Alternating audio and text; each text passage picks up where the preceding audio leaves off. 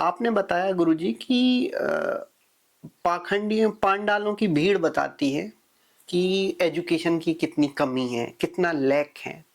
तो जब हम इंडियन एजुकेशन की बात करते हैं, तो आपको क्या लगता है कि क्या चेंजेस होने चाहिए एजुकेशन सिस्टम? क्योंकि दुनिया में सारी चीजें बदल गई हैं, हिंदुस्तान में चीजें मोस्टली बदल गई हैं, बस एजुकेशन सिस्टम नहीं बदल रहा है। सर्वप्रथम शिक्षकों की दृष्टिकोण को बदलना पड़ेगा। हमारे शिक्षक जो नौकरी कर रहे हैं, हो सकता है मेरी बात ये उन शिक्षकों को बुरा लगे, 100% शिक्षक ऐसे नहीं होते, कुछ परसेंटेज ऐसे होते हैं जो सिर्फ और सिर्फ पैसे के लिए आज पढ़ा रहे हैं। पहले जो गुरु होते थे पैसे के लिए नहीं पढ़ाते थे, वो भारत को आगे बढ़ाने के लिए पढ़ाते थे। आज से 15 साल पुरानी, 20 साल पुरानी बातें हैं, 25 साल पुरानी। हम लोग भी छोटे रहे, उस समय देशभक्ति कूट कूट के भर दी जाती थी, राष्ट्र के प्रति प्रेम कूट कूट के भर दिया जाता था। राष्ट्र को उत्थान की ओर कैसे ले जाए, विकास की ओर कैसे ले जाए। हम लोग जब 12th क्लास में थे तो कोलॉइडी कण के अन्य समीकरणों को बता के हम लोगों के लिए नए प्रोग्रेस के लिए विचार कर रहे थे। इस तरीके की चीजें सामने आ रही थी। आज बच्चों में वो नहीं है। बच्चा पढ़ रहा है तो नौकरी के लिए पढ़ रहा है, देश के लिए नहीं पढ़ रहा है। बच्चा के अंदर जो नैतिक शिक्षा है वो कमी है। आप कितना भी पढ़ा दीजिए, नैतिक शिक्षा उसके अंदर नहीं है तो व्यक्ति कभी भी आगे नहीं बढ़ सकता। गुरुकुल पद्धतियां जो इस देश की थी वो खत्म हो गई हैं। ऑल ओवर इंडिया में आपको गुरुकुल गिने चुने मिलेंगे, और वो भी गुरुकुल कहीं ना कहीं हाई प्रोफाइल प्रोपेगेंडा के थ्रू चलने वाले मिलेंगे। जिन गुरुकुलों को पैसे के थ्रू भारतीय संस्कृति के साथ विदेशी संस्कृति भी परोसी जा रही है। तो इस तरीके से भारतीय शिक्षा में मूलभूत परिवर्तन अगर हो तो ये हो कि बच्चों को पहले अनास्था से जोड़ा जाए, आस्था से नहीं। ईश्वरीय कोई बात वहां न सिखाई जाए, और इस सिखाई जाए तो ऐसे श्लोक जिनकी प्रधानता दी जाए, विद्या ददाति विनयम ददाति पितर इत्यादि श्लोक जो थे अपने, उनको प्रधानता दी जाए कि विनय लाओ, विद्या आएगी, विद्या से आपको पात्रता मिलेगी, पात्रता से धर्म और धन दोनों प्राप्त होगा, पात्रता से ही प्राप्त होता है। तो लोगों तक व्याकरण नहीं पहुंचा। अपन जनरली एक रामचरितमानस जी की बात ले ले, हो सकता है आजकल बहुत सारे इन चीजों में विवादित रहे हैं रामचरितमानस जी को। तो रामचरितमानस जी के बारे में अपन जब चर्चा करते हैं तो रामचरितमानस, मानस का मतलब होता है विचार, धारणा, मन की स्थिति की जो परिस्थिति है वो दिखाना। अब क्या है, वो महाकाव्य है। और काव्य, महाकाव्य कैसे कहते हैं? काव्यों के संग्रह को महाकाव्य कहते हैं। अब काव्य की रचना कैसे होती है? रस छंद अलंकार सहित काव्य की रचना होती है। तो इतिहास तो है नहीं है, वो भगवान श्री राम के बारे में किया गया ऐसा चिंतन है जो भक्तिमय है, और कवित्व के रूप में तुलसीदास जी ने हमें प्रारूप रेखा के रूप में दिया।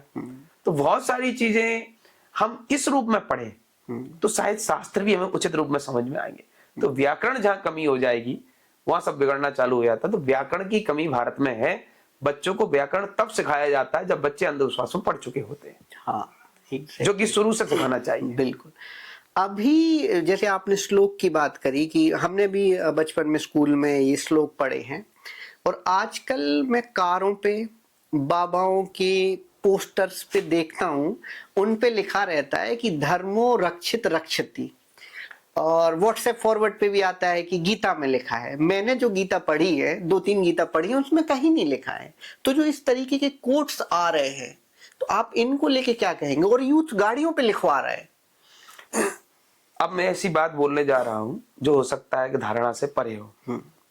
आपने मैंने श्वेत वस्त्र देखे, मेरा तिलक देखा, मेरे हाथ में माला देखी, और आपने शीश झुका दिया। यहीं से पाखंड प्रारंभ होता है। यहीं से आप मुझे उस दिन फर्स्ट टाइम मिले तो मुझे आप पता क्यों अच्छे लगे बेटा? क्योंकि आपने मुझे शीश नहीं झुकाया।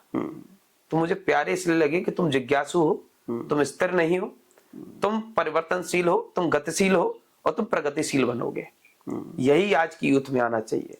तो वो देखते हैं कि फलाने हैं, इनने लिखा है तो होगा। क्या फलाने हैं, इनने लिखा है तो होगा, क्योंकि वो धार्मिक गाड़ी पे लिखा है। किस पे लिखा है? धार्मिक गाड़ी पे लिखा है, और झंडा धार्मिक लगा है। बिल्कुल। तो हम कौन इतनी बेवकूफी करे, कौन उठाए शास्त्र, कौन देखे? हाँ, लिखा होगा तो होगा।